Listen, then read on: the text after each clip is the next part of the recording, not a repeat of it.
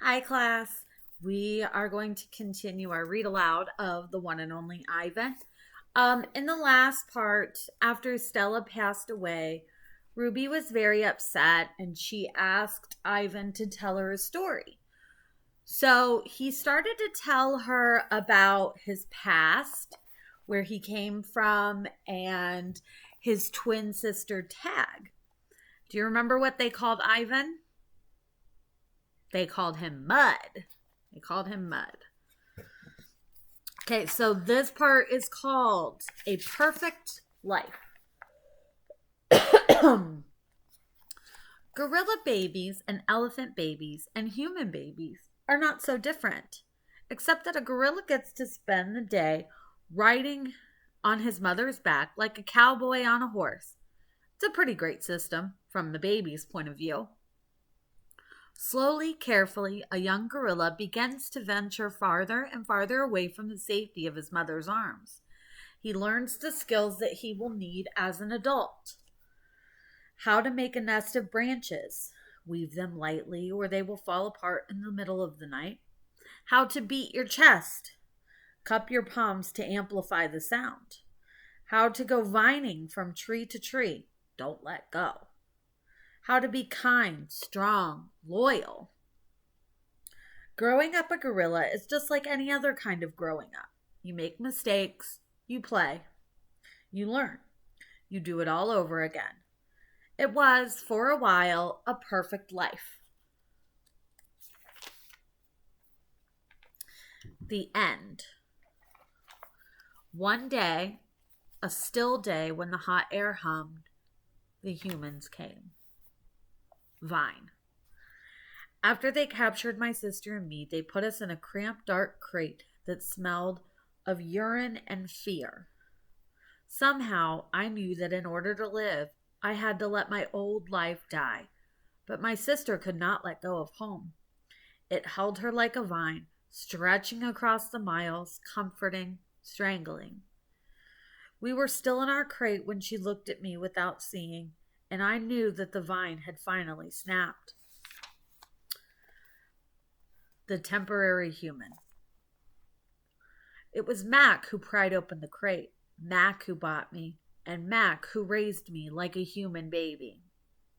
I wore diapers, I drank from a bottle, I slept in human beds, sat in human chairs, listened while human words swarmed around me like angry bees.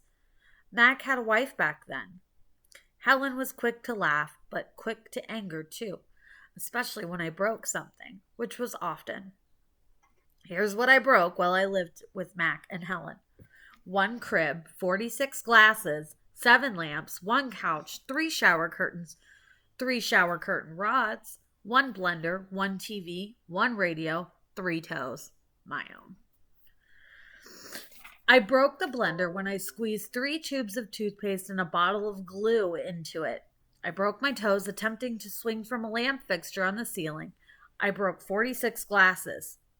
Well, it turns out there are many ways to break a glass. Every weekend, Mac and Helen took me in their convertible to a fast food restaurant where they ordered me French fries and a strawberry shake. Mac loved to see the expression on the cashier's face when he drove up and said, "Can I have some extra ketchup for my kid?" I went to baseball games, to the grocery store, to a movie theater, even the circus.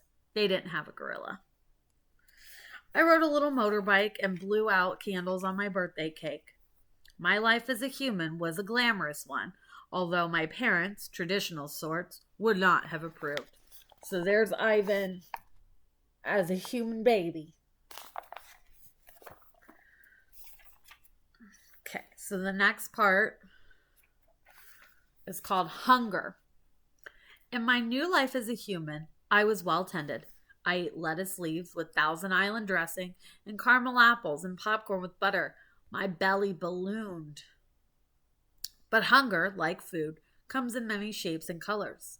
At night, lying alone in my poo pajamas, I felt hungry for the skilled touch of a grooming friend, for the cheerful grunts of a play fight, for the easy safety of my nearby troop, foraging through shadows. Remember what happened to Tag, I told myself. Don't think about the jungle. Still, sometimes I lie awake wishing for the warmth of another just like me, asleep in the night nest of tender prayer plant leaves. I liked having sips of soda poured into my mouth like a bubbling waterfall, but every now and then I longed to search for a tender stalk of arrowfoot to feel the tease of a mango just out of reach. This part is called Still Life.